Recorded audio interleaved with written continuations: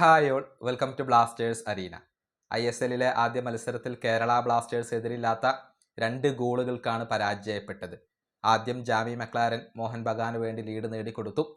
പിന്നീട് മത്സരത്തിൻ്റെ ഏറ്റവും അവസാനത്തിൽ ടോം ആൽഡ്രഡ് ഒരു ഹെഡർ ഗോൾ നേടുകയായിരുന്നു.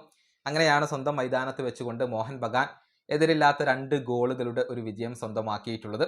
മോഹൻ ബഗാൻ തന്നെയാണ് മത്സരത്തിൽ ആധിപത്യം പുലർത്തിയത്. അതിൽ അത്ഭുതമില്ല, കാരണം നമ്മളത് പ്രതീക്ഷിച്ചതാണ്. പക്ഷെ ഒരുപാട് ഗോളുകളൊന്നും ഈ മത്സരത്തിൽ ബ്ലാസ്റ്റേഴ്സിന് വഴങ്ങേണ്ടി വന്നിട്ടില്ല എന്നുള്ളതാണ്. ബ്ലാസ്റ്റേഴ്സിൻ്റെ ഈ മത്സരത്തിലെ ഏറ്റവും വലിയ പോസിറ്റീവ് എന്താണ് അങ്ങനെ ചോദിച്ചാൽ എല്ലാവരും ഒരേ സ്വരത്തിൽ ഉത്തരം പറയും. അത് കെവിൻ യോക്ക് എന്ന ഫ്രഞ്ച് താരമാണ്. കേരള ബ്ലാസ്റ്റേഴ്സിൻ്റെ പുതിയ വിദേശ താരമാണ് കെവിൻ യോക്ക്. ഇന്നത്തെ മത്സരത്തിൻ്റെ സ്റ്റാർട്ടിംഗ് 11-ൽ അദ്ദേഹം ഉണ്ടായിരുന്നില്ല. അപ്പോൾ തന്നെ ആരാധകർ നെറ്റി ചുളിച്ചതാണ്. മത്സരത്തിൻ്റെ രണ്ടാം പകുതിയിലാണ് കെവിൻ യോക്ക് വന്നത്.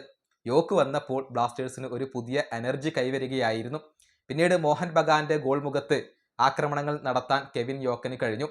യോക്ക് വന്നതിന് ശേഷമാണ് ബ്ലാസ്റ്റേഴ്സ് ഒരൽപ്പമെങ്കിലും മുന്നേറ്റങ്ങൾ നടത്തിയത് എന്നുള്ളത് എടുത്തു പറയേണ്ട കാര്യമാണ്.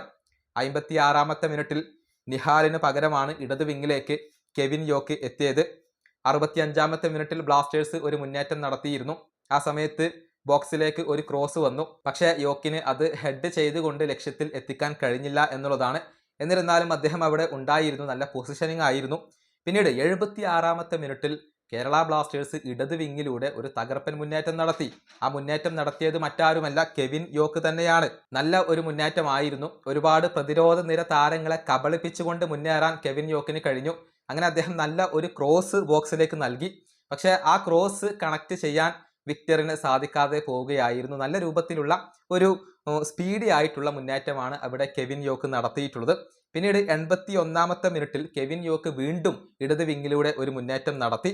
നല്ല രൂപത്തിലാണ് അദ്ദേഹം ബോക്സിലേക്ക് കയറി വന്നത്. പക്ഷെ അതും ഫലം കാണാതെ പോയി എന്നുള്ളതാണ്. അങ്ങനെ ഇടത് വിങ്ങിൽ നിരന്തരം ഡിഫൻഡർമാർക്ക് തലവേദന സൃഷ്ടിക്കാൻ കെവിൻ യോക്കിന് കഴിഞ്ഞിട്ടുണ്ട്. നല്ല കൺട്രോളിങ് അദ്ദേഹത്തിനുണ്ട് എന്നുള്ളത് എടുത്തു പറയേണ്ട കാര്യമാണ്. മാത്രമല്ല പലപ്പോഴും ബോക്സിലേക്ക് കയറാൻ അദ്ദേഹത്തിന് കഴിയുന്നു. ഇത് ഒരു ശുഭ സൂചനയാണ്. നല്ല സ്പീഡി ആയിട്ടുള്ള താരമാണ് കെവിൻ യോക്ക്. നല്ല ഹാർഡ് വർക്കറാണ് എന്നുള്ളതൊക്കെ ഇന്നത്തെ മത്സരത്തോടു കൂടി തെളിഞ്ഞിട്ടുണ്ട്. ഏതായാലും അടുത്ത മത്സരത്തിൽ ഈ താരത്തെ സ്റ്റാർട്ട് ചെയ്യിക്കേണ്ടതുണ്ട്. കേരള ബ്ലാസ്റ്റേഴ്സിന് മുന്നേറ്റ നിരയിൽ നല്ല ഒരു മുതൽക്കൂട്ടായിരിക്കും ഈ ഫ്രഞ്ച് താരം എന്ന കാര്യത്തിൽ ഇപ്പോൾ സംശയങ്ങളൊന്നുമില്ല. ഈ വീഡിയോയുടെ അവസാനിപ്പിക്കുന്നു. അടുത്തൊരു വീണ്ടും കാണാം.